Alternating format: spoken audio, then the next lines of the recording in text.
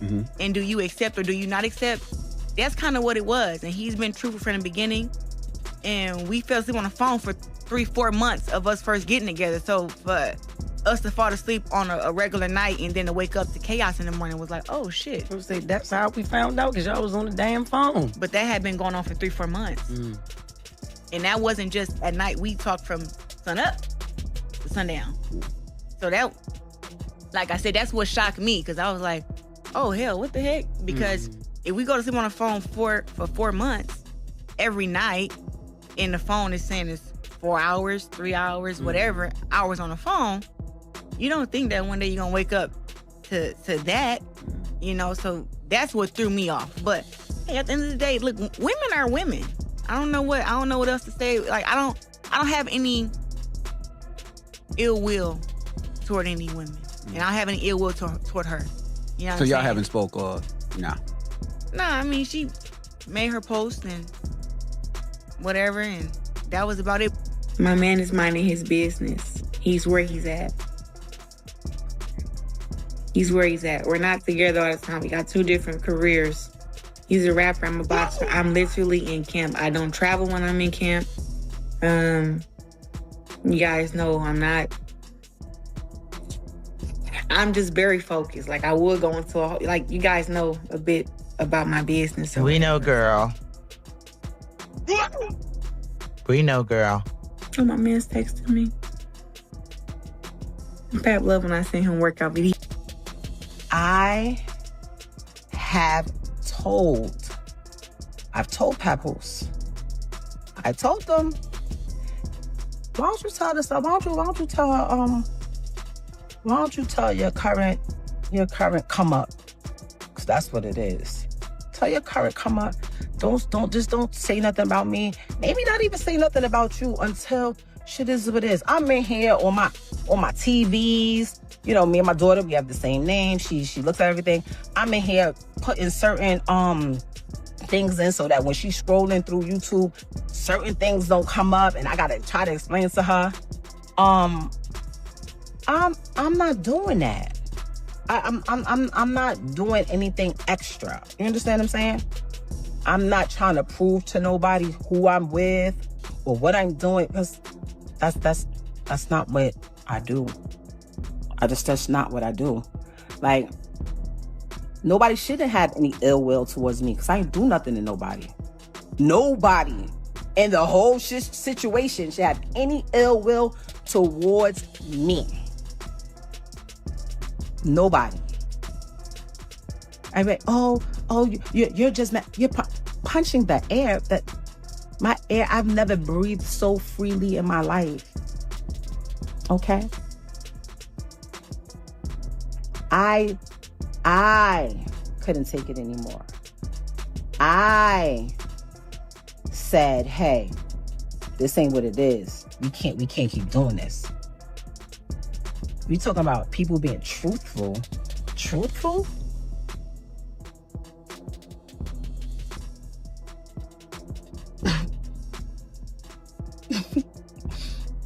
The truth, you would probably literally, like, people would cry if they knew the truth. Like, literally cry.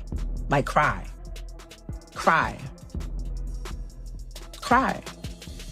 I look at it now, and I feel sorry for old girl. Like, I feel sorry for her. Because I know the circles that's being ran and wrapped around over there. Like, I would cry. I feel bad. Stop calling me. This situation stopped being a quiet breakup the moment it spilled into the public eye. Once people started going live, subtle hints quickly turned into clear messages. What began as vague comments suddenly became, "Wait, let me explain." At that point, privacy was already gone. What we're witnessing now between Remy Ma, Papoose, and Claressa Shields isn't just a personal dispute anymore. It feels like a battle over how the story will be remembered. Everyone involved is fighting to control the version of events the public will accept as truth. The most powerful moment didn't come from a leaked message, a screenshot, or a secret recording. It came from a single sentence. When Remy said people would cry if they knew the truth, the entire mood shifted. That line didn't sound like a joke or a heat-of-the-moment reaction. It sounded like a warning. It suggested there was far more beneath the surface and that she was deciding whether or not to expose it. From that moment on, the internet stopped asking simple questions about who did what. Instead, people started asking, what aren't we being told? That shift pulled Claressa Shields directly into the center of the storm. She was no longer just a woman dating a man who claimed he was separated.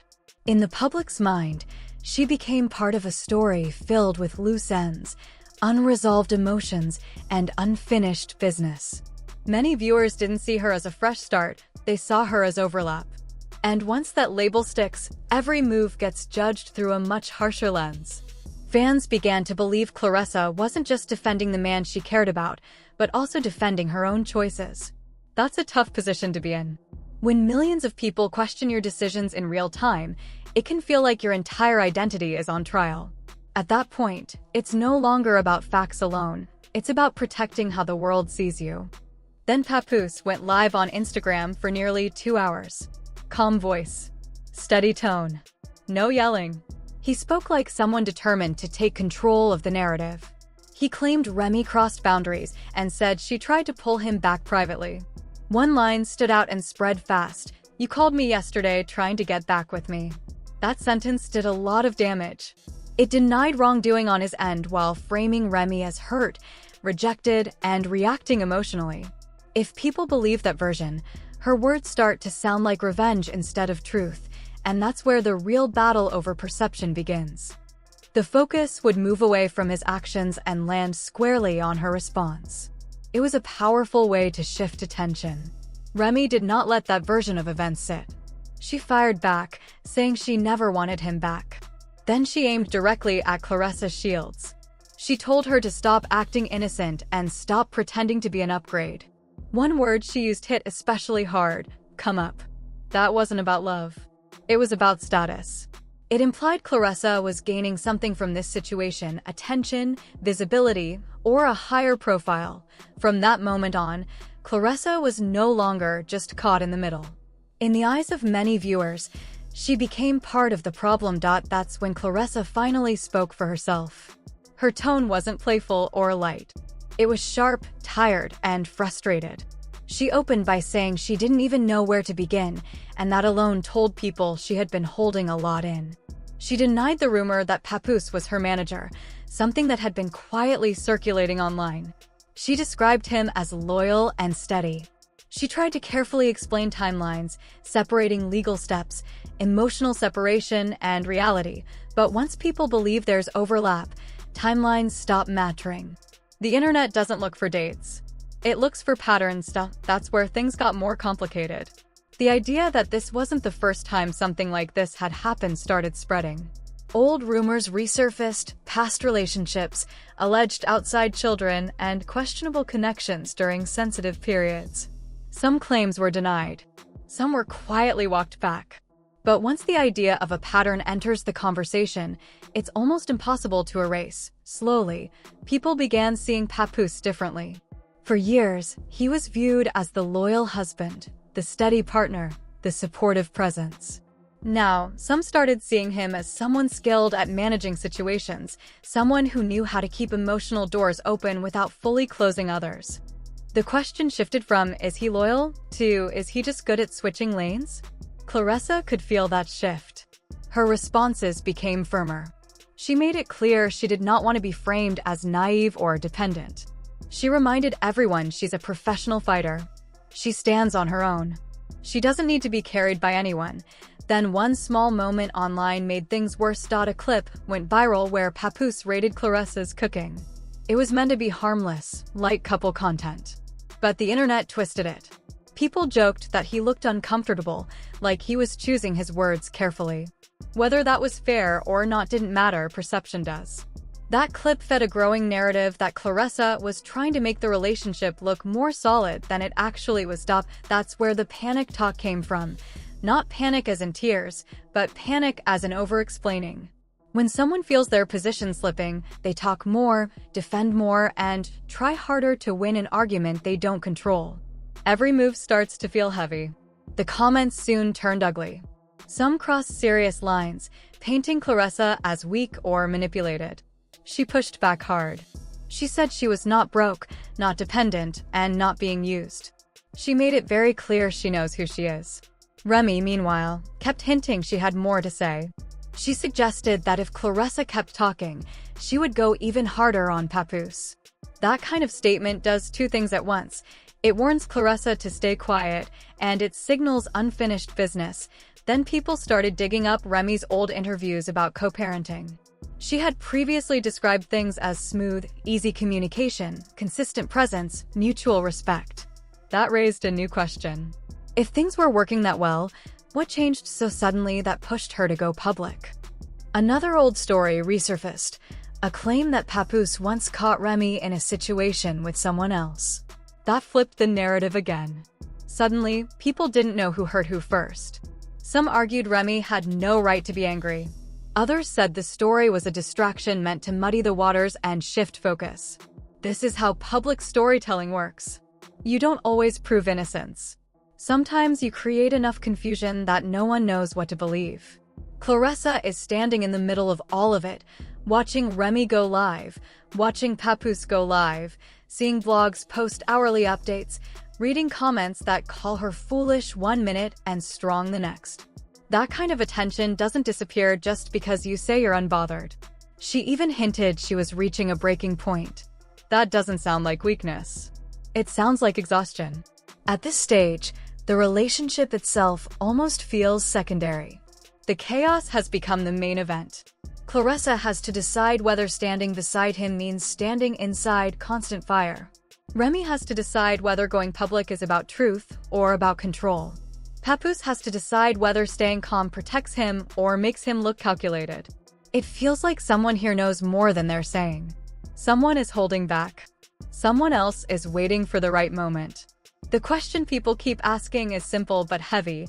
Who will drop the proof that makes everyone switch sides? This is no longer about who spoke the loudest or who had the best livestream moment. It's about timing, image, and power. Once personal matters go public, truth becomes complicated. Silence sounds loud. Explanations feel offensive. Every move becomes evidence in a case that never really closes. There's a deeper layer too. Fame changes how stories are told. When thousands are watching, every emotion becomes a performance, even unintentionally. A private thought turns into a headline. That pressure pushes people to act in ways they normally wouldn't. Some viewers feel uncomfortable watching it unfold. They say real lives are being turned into entertainment. Others argue that public figures accept this risk with fame. Both perspectives exist, and neither is going away. What makes this situation so gripping isn't just the names, it's the human side. Pride, hurt, loyalty, and fear are all at play. Everyone is protecting something. For Remy, it may be her history and family. For Papoose, his image and identity. For Claressa, her judgment and independence. And the internet will keep watching. More lives, more posts, more reactions. Some minds will change. Others will dig in deeper. One thing is certain, once a story reaches this level, it never goes back to being simple. So now the conversation is open. Who do you think is handling this the smartest? Do you see heartbreak, strategy, or wounded pride driving these moves? And when the full truth finally comes out, who will it affect the most? This story isn't finished. Every reaction adds another line.